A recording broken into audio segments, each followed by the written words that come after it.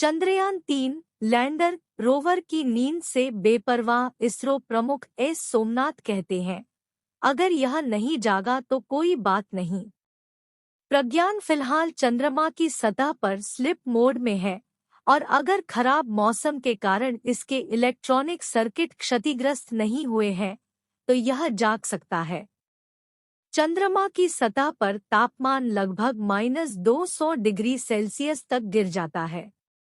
जहां आम आदमी के लिए रोवर प्रज्ञान का बंद होना चिंता का विषय हो सकता है, वहीं इसरो प्रमुख एस सोमनाथ के लिए यह कोई समस्या नहीं है अगर यह जागता नहीं है।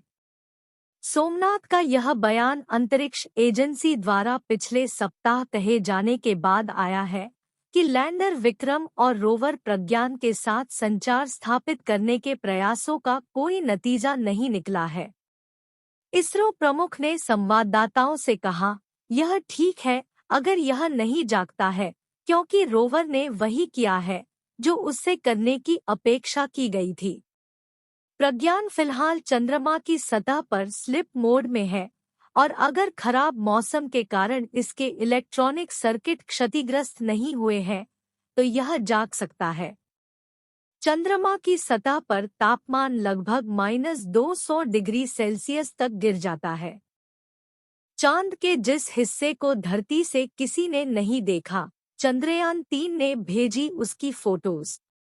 चंद्रयान-3 को चांद पर कौन सी जगह उतरना है, उसकी किसी बड़े पत्थर से टक्कर न हो, वह किसी गड्ढे में न गिरे, यह तय करने वाले कैमरा ने चांद की नई तस्वीरें ली हैं। यह कैमरा चंद्रयान-3 को लैंडिंग के समय चांद की सतह पर मौजूद खतरों से बचाएगा, साथ ही सुरक्षित लैंडिंग को पुख्ता करेगा। चंद्रमा के फार साइड यानी उस हिस्से की तस्वीरें जारी हुई हैं जो कभी पृथ्वी की तरफ नहीं दिखता। ये तस्वीरें जारी हुई हैं इसरो की तरफ से। इसरो ने ट्वीट करके चांद के उस हिस्से की तस्वीरें दिखाई हैं जो हम खुली आंखों से कभी नहीं देख सकते। इन तस्वीरों को लिया चंद्रयान-3 के विक्रम लैंडर में लगे lander hazard detection and avoidance camera ने 4 तस्वीरों में अलग-अलग जगहों पर मौजूद गड्ढों की तस्वीरें हैं। कुछ गड्ढे बेहद भयानक दिख रहे हैं, ऊबड़-खाबड़ है, तो कहीं लंबा मैदान दिख रहा है। विक्रम लैंडर जिस समय चांद की सतह पर उतरेगा उस समय उसकी गति 2 मीटर प्रति सेकंड के आसपास होगी, लेकिन हॉरिजॉन्टल गति 0.5 मीटर प्रति सेकंड होगी।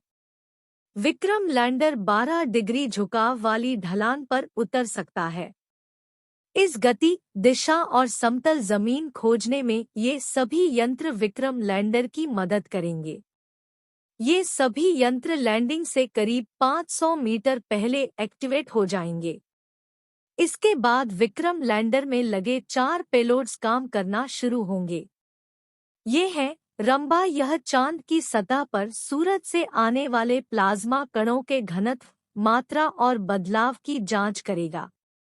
चास्टे, यह चांद की सतह की गर्मी यानी तापमान की जांच करेगा।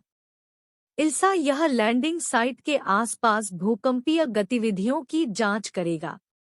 लेजर रेट्रोरिफ्लेक्टर एरे, यह चांद के डायनेमिक्स को समझने का प्रयास करेगा।